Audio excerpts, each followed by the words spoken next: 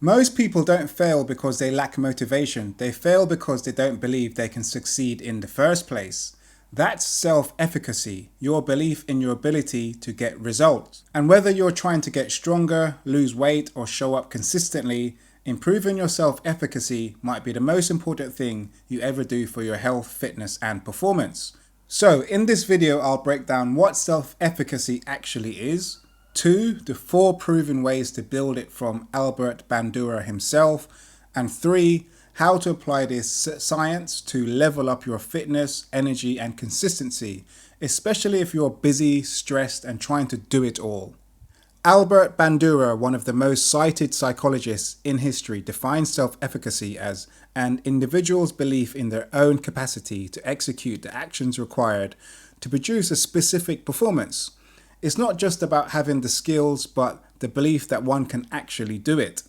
Self-efficacy is a crucial factor influencing motivation, behavior, and achievement. In other words, it's not just what you do, it's what you believe you're capable of doing.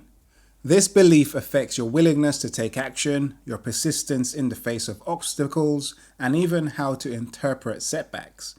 So, if you've ever struggled with inconsistency, perfectionism, or self-doubt, this might be the real missing link. Proud of you, my nigga. I'm proud of you. I'm not gonna lie, gang. You're doing your thing.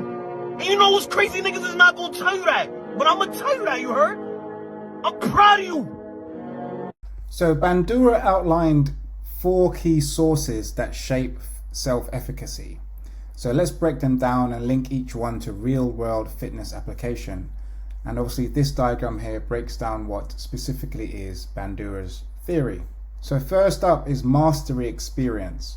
The most powerful source of self-efficacy is personal success. When you do the thing, complete a workout, stick to your plan, hit a new PR or a new PB to prove to yourself, I can do this.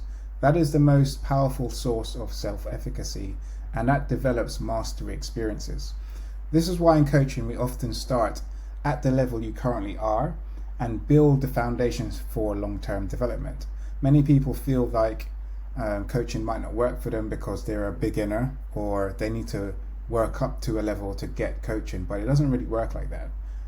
The best thing for you to do is get a mentor or a coach and build the right foundations through developing those foundational mastery experiences, and that develops your self-confidence and belief that you can actually kick on and develop even further and reach new heights.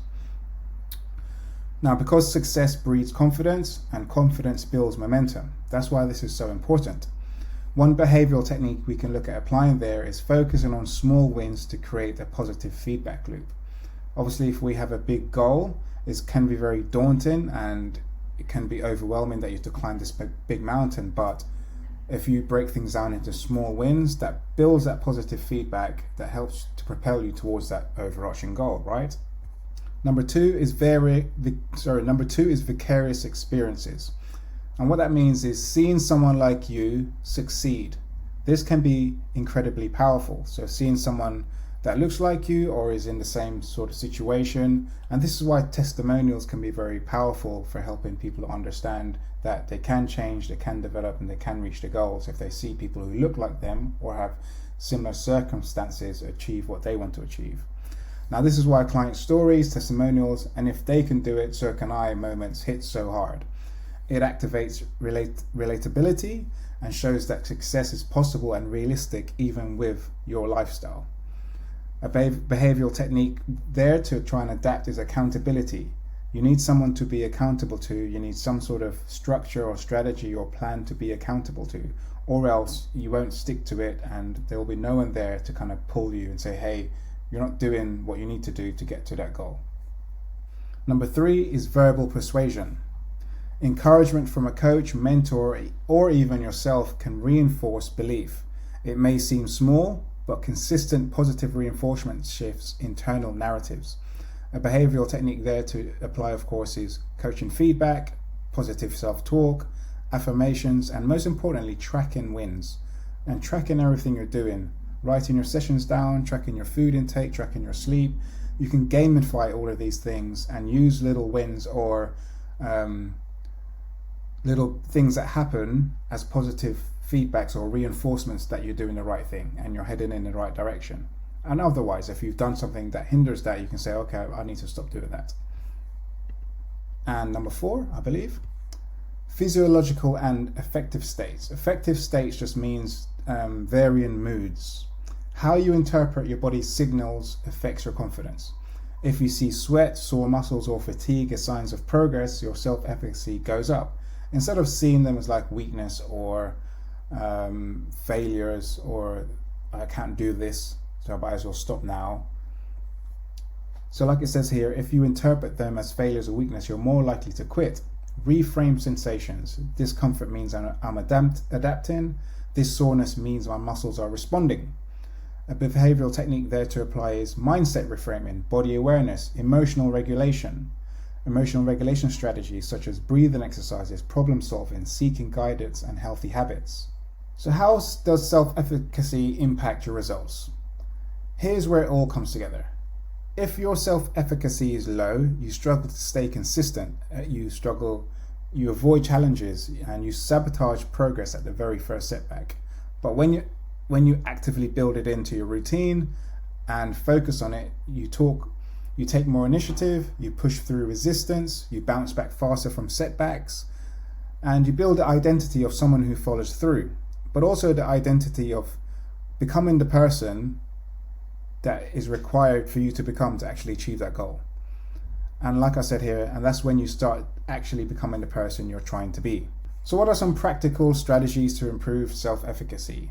Here's what I do with clients to boost self-efficacy fast, especially if they're overwhelmed or starting from scratch. Number 1, design for wins. Set the minimum effective dose when training. So a lot of people can often bite off too much they can chew, or try to do too much too early, and it just sets them back. Or trying to train too much, and then it just becomes overwhelming. Number 2, track success. Visual proof of progress reinforces belief. Number 3, share stories. So community and social proof increases belief in what's possible. Number 4, reframe discomfort. Teach clients to interpret fatigue, soreness as growth. Or even like reframing things where they might have not have reached a target. For example, if you're tracking food, if you're trying to shift your diet, if you're trying to stick to a specific macros or calorie setup, and you haven't achieved it for that week, you need to reframe it and see the challenge or the obstacles as growth. And you need to learn how to improve and use that current feedback you have to build positive feedback loops. And then you go again and you try again, and that's how you improve. Number 5, use positive reinforcement. Celebrating progress, no matter how small. And number 6, build identity. Shift from I'm trying to I'm the kind of person who can do this.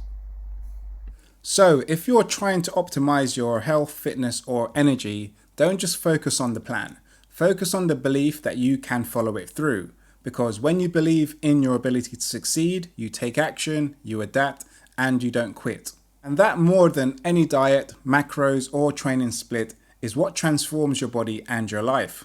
If this resonated, make sure to like the video, subscribe to my channel, and drop a comment with what you're working on right now. And if you want guidance tailored to you, drop me a message and we can set up a call.